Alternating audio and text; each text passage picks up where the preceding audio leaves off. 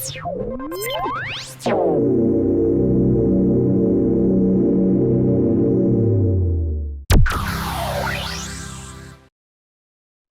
pelajaran kita pada kesempatan kali ini adalah Harapan Perjanjian Lama.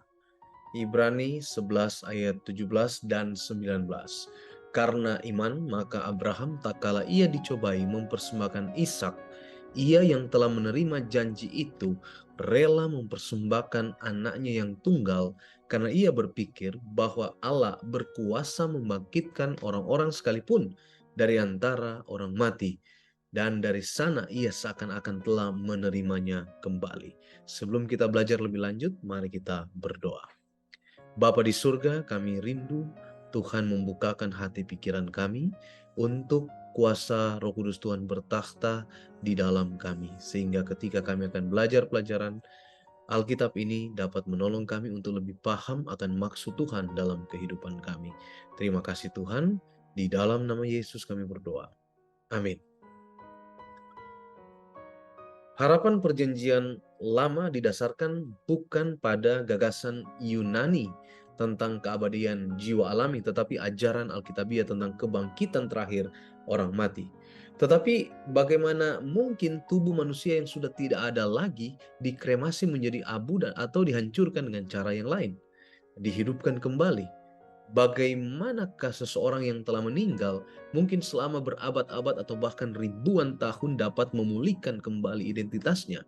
Pertanyaan-pertanyaan ini menuntun kita untuk merenungkan misteri kehidupan. Kita hidup dan menikmati hidup yang diberikan Tuhan kepada kita setiap hari, bahkan tanpa mulai memahami asal mula kehidupan dari yang bukan kehidupan melalui kuasa firman-Nya.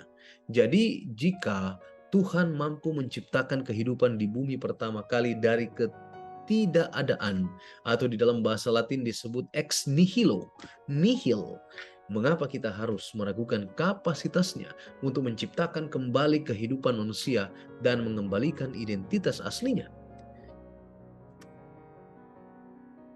Mari kita lihat pelajaran aku akan melihat Tuhan. Hidup tidak adil. Kita melihat ini khususnya ketika kita melihat penderitaan yang baik dan yang tidak benar. Makmur misalnya, Ayub tidak bercacat dan jujur dan takut akan Tuhan dan menjauhi kejahatan. Meski begitu, Tuhan mengizinkan iblis untuk menindasnya dengan beberapa cara yang membawa malapetaka. Secara fisik tubuhnya dirusak oleh penyakit yang menyakitkan. Secara materi, ia kehilangan sebagian besar ternak dan harta bendanya.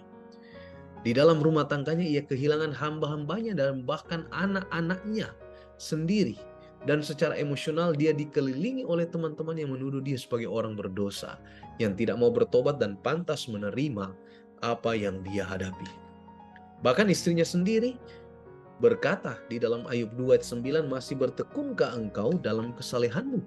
Kutukilah Allahmu dan matilah. Ayub tidak menyadari bahwa dia menjadi pusat dari pergumulan kosmik yang mendalam antara Tuhan dan iblis. Disiksa oleh perjuangan itu, Ayub menyesali kelahirannya sendiri dan dia berharap tidak pernah dilahirkan. Namun, kesetiaannya yang tanpa syarat kepada Tuhan diungkapkan dengan kata-kata, meskipun dia membunuhku, namun aku tetap percaya padanya. Ayub 13 ayat 15.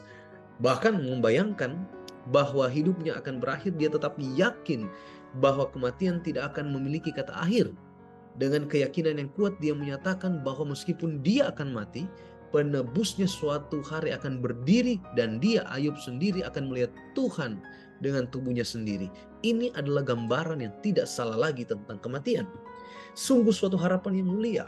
Di tengah tragedi seperti itu, dikelilingi oleh penyakit dan rasa sakit, keruntuhan ekonomi, celaan sosial, dan kehancuran emosi, Ayub masih dapat mengantisipasi hari ketika dia akan bangkit dari kematian dan melihat penebus terkasihnya.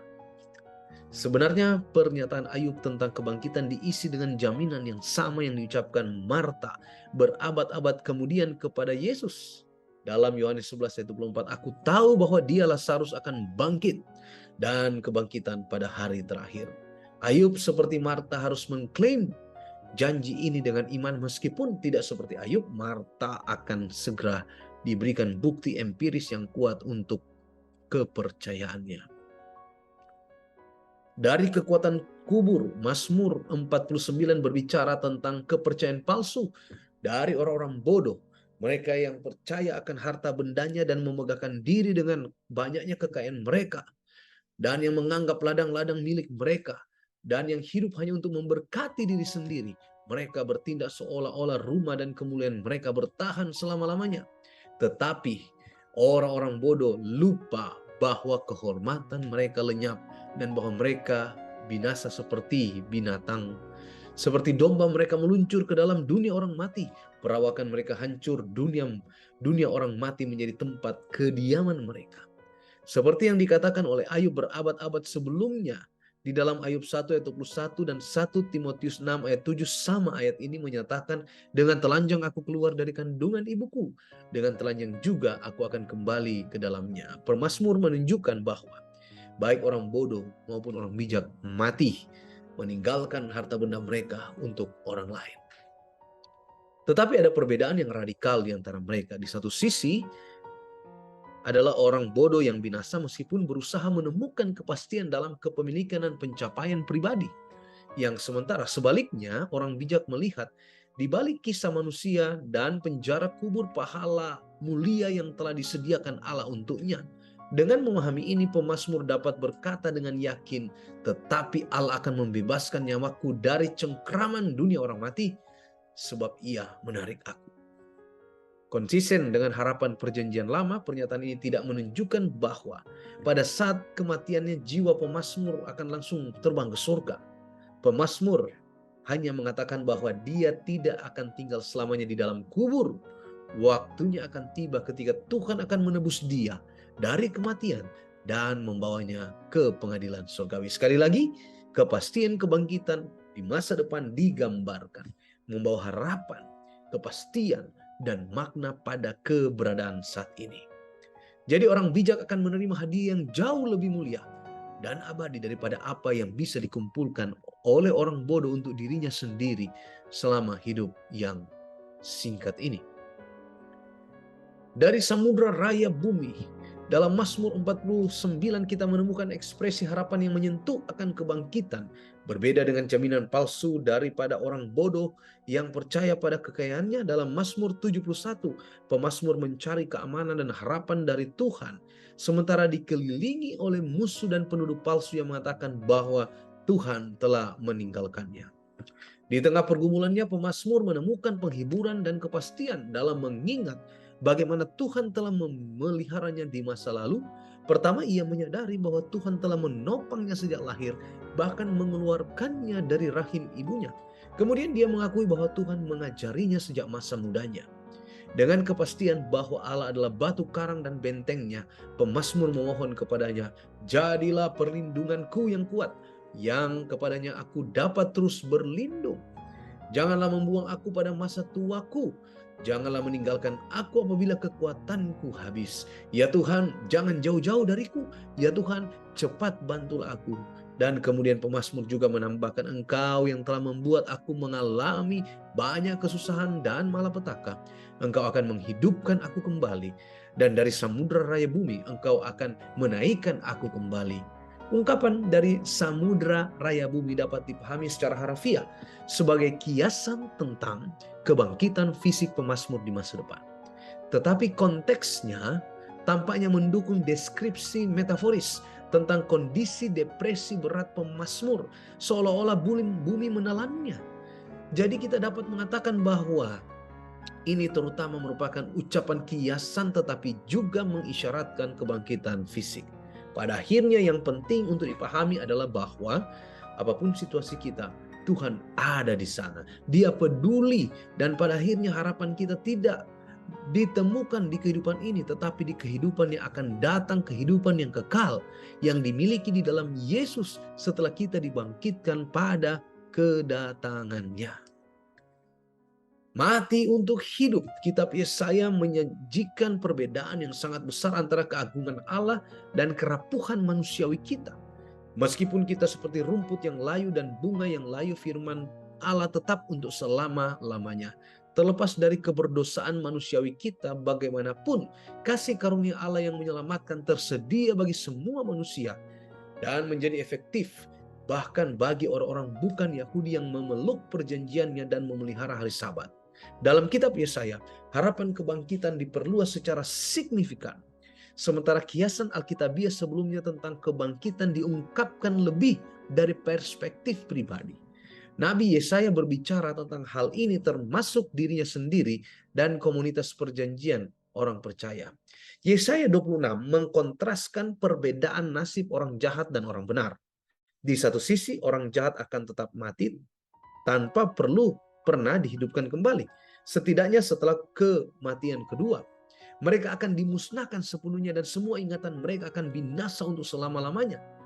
Bagian ini menggarisbawahi ajaran bahwa tidak ada jiwa atau roh yang masih hidup, tetapi hidup setelah kematian.